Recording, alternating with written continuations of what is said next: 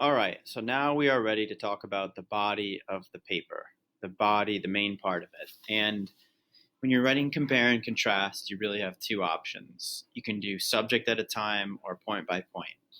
And we want to use subject at a time.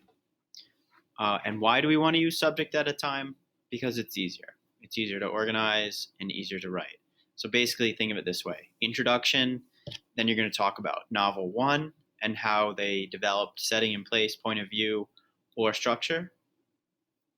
Then you're going to write the second section, novel number two, setting, point of view, or structure, depending on what you've chosen. Now, if you're writing theme and that's your focus, I'm going to save that for a separate screencast. So if you're writing a theme, I do want you to watch the rest of this, but some of this won't apply to you. So let's look down here. Here we have the first paragraph where I'm talking about swallowing stones.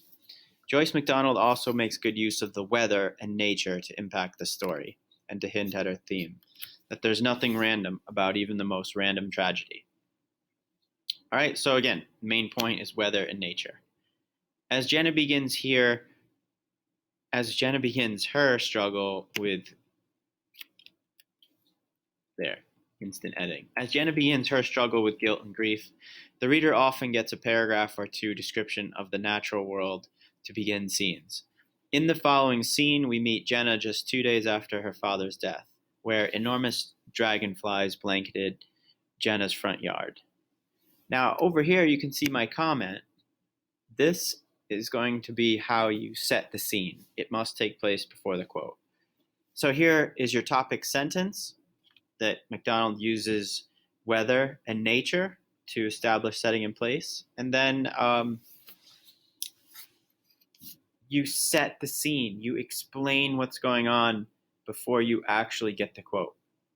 Okay? Now here comes the quote.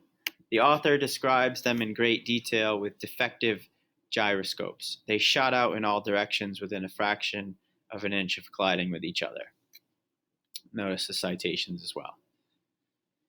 Now, this one I'm not using block formatting because it's such a short quote. In fact, I'm only taking bits and pieces of it. Without even going into the classic literary symbolism of a dragonfly, the specific word choice communicates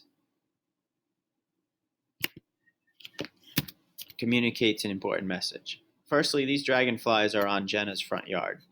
Nowhere else. Even the neighbors called it a sign of what they had no idea, but the reader knows. Every day throughout the world, tragedies happen. Seemingly random deaths occur every few minutes, but it makes one wonder how many accidents almost occur. How many near-death accidents happen every second. We are like the dragonflies. We shoot out in all directions, with thousands of airplanes crisscrossing the sky every second, with every race car, drivers flying around tracks at breakneck speeds, with football players hitting each other, with violent head-on collisions, with trees falling on houses, gas explosions, the list goes on and on. We are the dragonflies, and yet, for most of us, we survive fate within a fraction of an inch each day. Now, I want to call your attention to a couple things here. Very important when you're working on elaboration. What I'm doing here is I've already given the quote, right? But now I'm getting even more precise.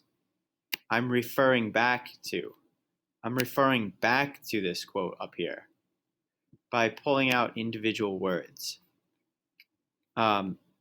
This little phrase here, notice within a fraction of an inch.